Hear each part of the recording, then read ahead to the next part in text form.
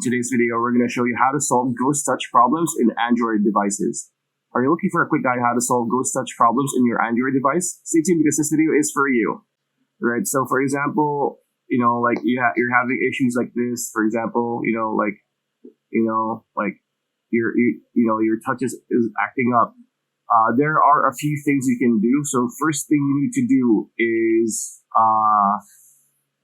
clear your phone's touchscreen. So you go to settings, and then you go to display, and then you scroll down, right? So you can, turn this on and off, turn this off, on and off to fix that.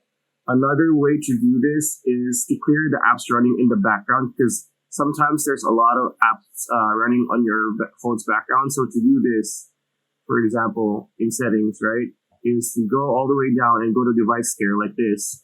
Tap on device care and check. As you can see, it's 99%, for this example, but still not 100%. So tap optimize now.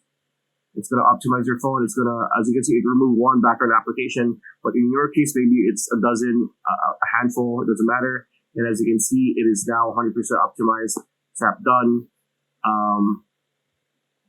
Tap back. As you can see, it's working now. Other things you can do is replace your phone charger, because phone chargers have an effect on your device. So maybe your phone charger is not doing its job anymore. So go get a quality one. Another one is to clean your phone's touchscreen. So maybe there's some grime or oily stuff in it. So get a clean cloth. Maybe you put a little bit of alcohol in it and just, clean your touchscreen. That works greatly for a lot of people, because a lot of people don't know, even if you have a screen protector, it doesn't really protect you from, from grime or from